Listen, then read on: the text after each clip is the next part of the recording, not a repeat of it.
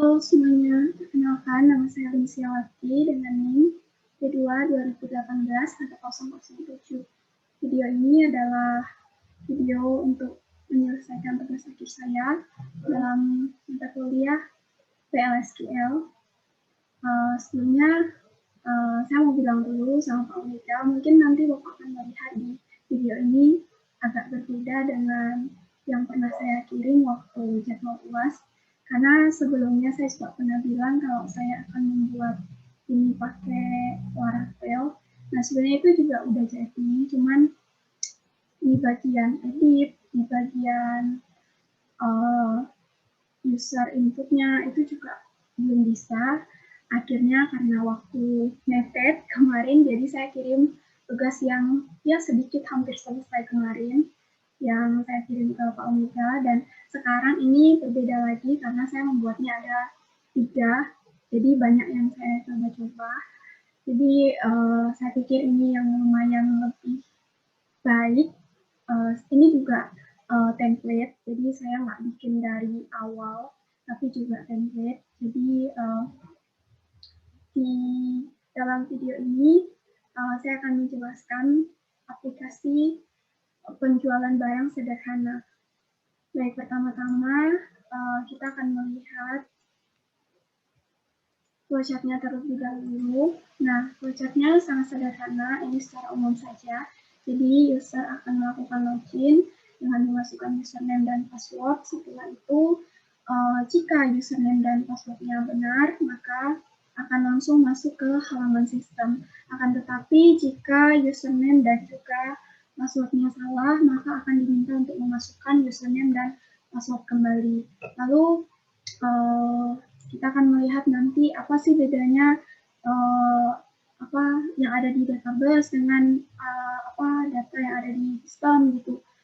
Untuk sementara perbedaannya seperti ini, yaitu di database nanti akan tercatat keterangan waktu dan juga user yang melakukan aktivitas insert, update ataupun delete. Kemudian dalam database nanti juga ada tabel record yang mencatat aktivitas yang terjadi baik itu di sistem maupun di database.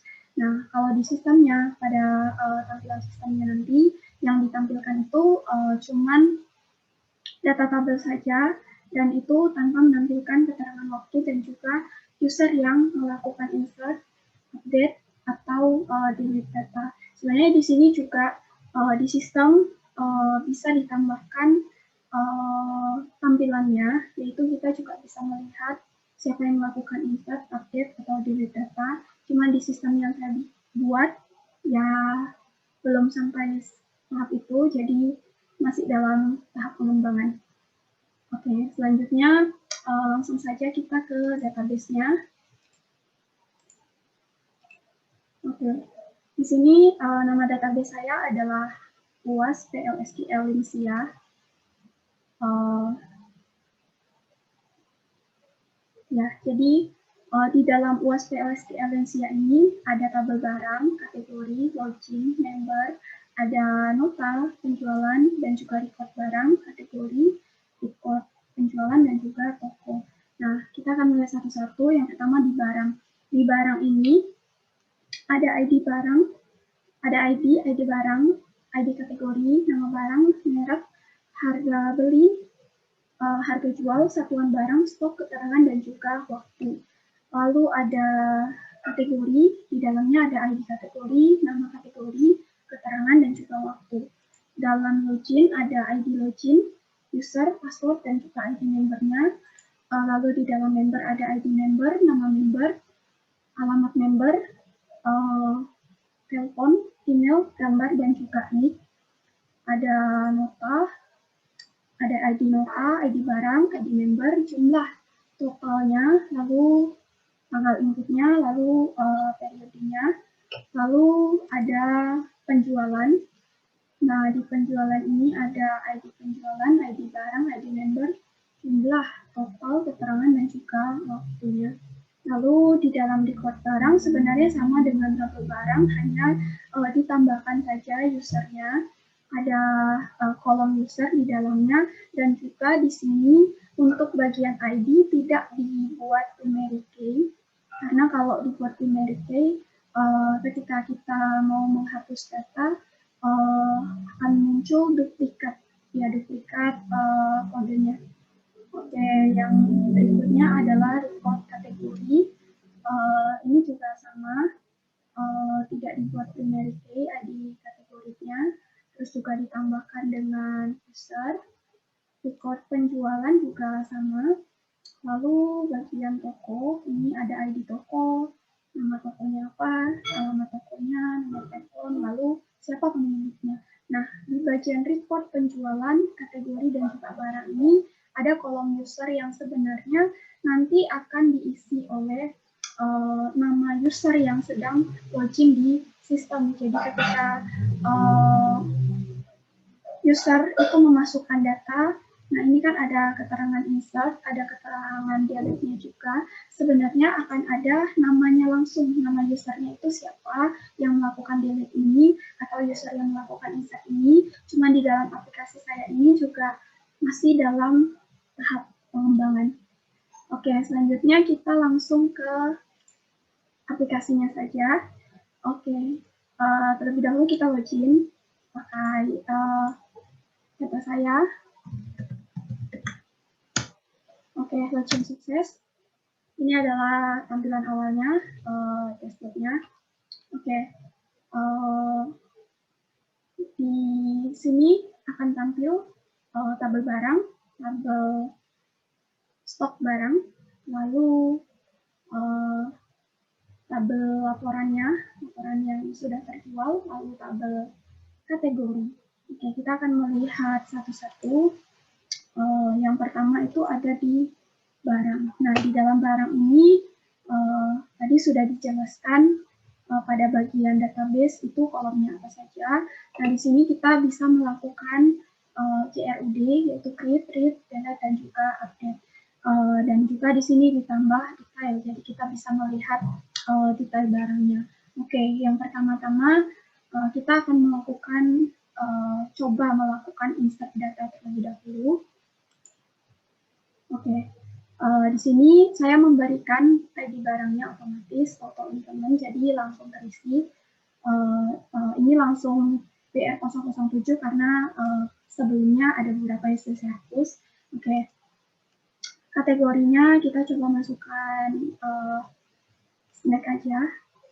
Oke, namanya taruh, merek barangnya juga taruh. Ini hanya data percobaan. Ya, harga belinya 5.000, harga jualnya 10.000. Satuannya PCS. Oke, stoknya ada 10. Oke, kita coba lakukan insert. Ya, masuk. ID barang, kategori, taruh, mereknya, stoknya, harga belinya, lalu harga jualnya, satuannya, lalu ada aksinya. Oke, sekarang kita coba edit. Di bagian edit ini kita coba edit namanya, kategorinya kita jadiin sabun. Ini sembarang aja, sembarang. Harganya sama, kita coba ya. Oke, edit datanya berhasil, kita kembali. Setelah itu kita coba melakukan hapus data. Kita hapus yang sabun sembarang. Oke, hapus data berhasil, datanya juga berkurang. Lalu kita bisa melihat detailnya. Oke, nah tadi kan sudah melakukan insert, update, sama hapus. Sekarang kita coba melihat recordnya di database-nya. Tadi di bagian barang. Oke, ya ini tercatat delete. Oke, jadi keterangannya adalah delete. Sebenarnya harus ada usernya, cuma dalam aplikasi ini juga masih dalam tahap pengembangan. Oke, selanjutnya di bagian kategori. Ya, kategori ini hanya data kategori juga, kita bisa memasukkan. Kita coba. Oke, ini coba, lalu kita insert datanya. Oke, masuk ya. Coba kita edit. Edit. Oke. Sekarang kita coba hapus. Oke, bisa. Lalu di transaksinya, transaksi jual. Nah, saya sudah melakukan satu transaksi ya. Di sini, yaitu saya beli sabun. Jumlahnya 2, harganya 6.000. Lalu, kalau saya mau membeli barang lagi, saya coba masukkan namanya lagi. Sabun. Oke, ini saya masukkan dalam keranjang. Oke. Ya. Setelah itu saya bayar 9.000. Oke. Jadi belanjaan berhasil dibayar. Nah. Oke. Sudah. Coba kita reset. Oke, jadi 0. Lalu kita melihat laporan penjualannya. Nah, ini yang tadi kita melakukan transaksi. Ada 3 transaksi di sini dengan kasir yang bertugas, itu saya sendiri, Linsia. Di dalam penjualan ini ada ID barang, nama barangnya apa, jumlahnya berapa, lalu modal ini seperti ya kita beli harga berapa gitu, lalu totalnya ini ya, terus keuntungan kita tuh berapa gitu kan, keuntungan kita adalah 6.000. Jadi dari sini kita lihat bahwa total yang terjual itu ada 5 barang, lalu modalnya itu 9.000, lalu totalnya 15.000. Nah, keuntungan kita ada 5.000. Oke. Selanjutnya di setting kita juga bisa mengubah nama toko, alamatnya, kontak HP-nya, lalu nomor pemiliknya, lalu isinya adalah update. Oke, selanjutnya mungkin itu saja. Oh ya, kita juga bisa mengedit data usernya, yaitu kita bisa kasih foto, kita juga bisa kelola data penggunanya, lalu kita bisa ganti password dan juga username-nya. Oke, kita kembali ke sini.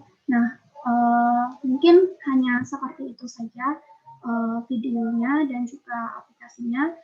Saya rasa ini juga sangat sederhana, jadi masih banyak kekurangan di dalam aplikasi ini. Sebenarnya saya maunya juga bisa ketika input data, maka di sini akan ada report juga user yang melakukan aktivitas siapa.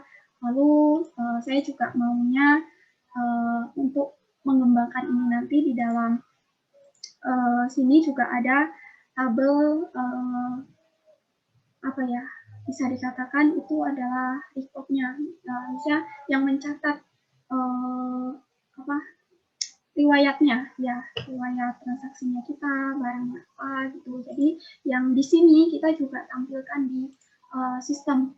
Tapi untuk saat ini hanya seperti ini saja dulu. Dan juga mungkin ini berbeda dengan sedikit berbeda dengan tabel yang seharusnya mungkin dibuat kalau di catatan tugasnya, karena di sana ada ukuran, di sana ada mereknya sendiri, terus ada jenisnya sendiri. Nah, kalau di sini untuk jenisnya saya ganti dengan kategori, kemudian untuk mereknya saya tidak membuat tabel sendiri, tapi input manual. Sebenarnya juga bisa bikin tabel merek sendiri dalam aplikasi ini, nanti juga akan saya kembangkan lebih lagi. Baik, kita sekarang coba workout. Ini workout, ya. Oke. Baik, demikian presentasi saya mengenai aplikasi penjualan barang sederhana ini, yang memang sangat sederhana dan saya tahu juga banyak kekurangan. Terima kasih. Nanti juga video ini cuma Mbak Omega yang melihat. Ya. Terima kasih.